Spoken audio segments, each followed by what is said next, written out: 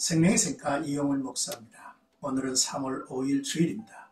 주 안에서 신령과 진정으로 예배하는 복된 하루가 되기를 원합니다.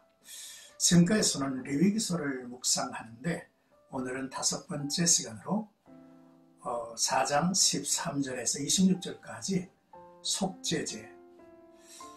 속죄제에서 특히 회중과 족장이 부지중 범죄한 그를 위한 속죄 제사를 말씀하고 있습니다. 본문은 이전 단락 속죄제에 있어서 제사장의 속죄제에 이어 회중을 위한 속죄제 그리고 족장을 위한 속죄제의 내용으로 그 절차가 소개되고 있음을 주목하십시오. 먼저 13절에서 21절까지는 회중을 위한 속죄제인데요. 회중을 위한 속죄제의 내용 및 절차는 앞에 기술된 제사장을 위한 속죄의 내용 및 절차와 같습니다. 희생된 수송아지에서 받은 피를 회막 안 휘장과 향단에 골고루 뿌렸으며 나머지는 번제단 밑에 쏟았습니다. 또한 모든 기름은 번제단에서 태웠고 내장과 가죽 등은 진 밖에서 태웠습니다. 회중을 위한 속죄제와 제사장들을 위한 속죄제의 유일한 차이점은 누가 안수하느냐에 있습니다. 제사장을 위한 속죄제의 경우 제물을 가져온 제사장이 수송아지 머리에 안수하였지만 회중을 위한 속죄제의 경우 온 회중을 대표하여 장로들이 수송아지의 머리에 안수했습니다. 어른으로 섬김을 받는 장로들은 회중을 대표한다는 사실을 기억하며 회중에 대한 무한의 책임감을 지니고 사는 어른들이라고 하는 사실을 잊지 말아야 합니다. 장로들은 회중의 잘못을 짊어진 자들로 제물에 안수하죠. 안수는 모든 죄의 짐을 제물에 맡긴다는 의미가 있습니다. 오늘날 우리는 모든 죄의 짐을 희생 제물이 되신 예수께 전부 맡김으로써 확실하게 죄사함을 받을 수 있는 은혜의 시대에 있습니다. 제사장에 의해서 죄사함을 선포하게 했죠. 그들이 사함을 받으리라 했습니다. 이는 놀라운 확증이죠.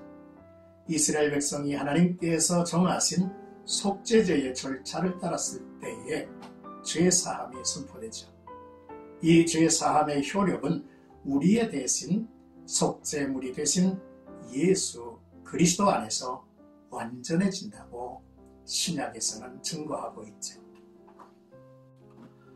이제 22절에서 26절까지는 족장을 위한 속죄제입니다. 족장은 공동체 가운데 지도적인 위치에 있는 인물을 의미합니다. 족장이 죄를 지은 줄 모르고 있다가 누군가 깨우쳐주면 그는 속죄제를 통해 죄사함을 받아야 했습니다. 어른인 족장들은 자기의 잘못을 의식하지 못하고 행동하는 때도 있습니다. 그때 누군가가 곁에 있어줌이 축복이고 그의 지적과 그 지적을 받아들임이 은혜요 축복입니다. 자신의 죄를 깨닫는 것이 죄 사함을 받는 첫걸음이기 때문이죠. 따라서 성도는 하나님 앞에서 자주 자신의 마음과 삶을 성찰할 수 있어야 합니다. 족장을 위한 속죄제의 제물은 제사장을 위한 속죄제와 온 회중을 위한 속죄제의 제물, 그 수송아지보다 작은 숫염소였습니다. 이는 족장의 비중이 하나님을 대리하는 자들인 제사장들과 온 회중의 비중보다 작기 때문이죠. 사람들에게 영향력이 큰 만큼 책임도 크기에 높은 지위에 있는 사람들일수록 죄를 경계해야 합니다. 제사장을 위한 속죄제, 온 회중을 위한 속죄제의 경우처럼 족장을 위한 속죄제의 경우에도 제물의 피를 번제단에 뿌려 발랐고 나머지는 번제단 밑에 쏟았습니다. 피 흘림이 없이는 죄사함이 없다 했습니다.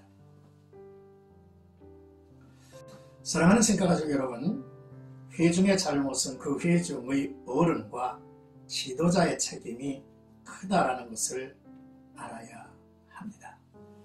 사회에서 영향력이 큰 사람들의 범죄는 심각한 결과를 가져오죠. 개인의 죄라도 그가 공적 인물이라면 결국 공동체를 병들게 할 것입니다. 우리가 누군가의 지적에 겸손히 귀를 기울이는가 살펴보아야 합니다. 잘못을 뒤늦게 깨달았을 때에 그것을 어떻게 처리하고 해결하는가에 따라 그 인물의 인품과 또한 그 인물의 지도력을 이제 알아볼 수 있죠.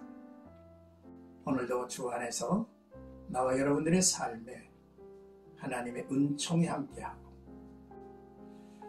어른으로서 지도자로서 그리고 늘 사회적 영향력을 끼치는 위치에 있는 자들로서 어떻게 살아야 할 것인가를 바르게 깨닫고 행하는 나와 여러분들이 되기를 주님의 이름으로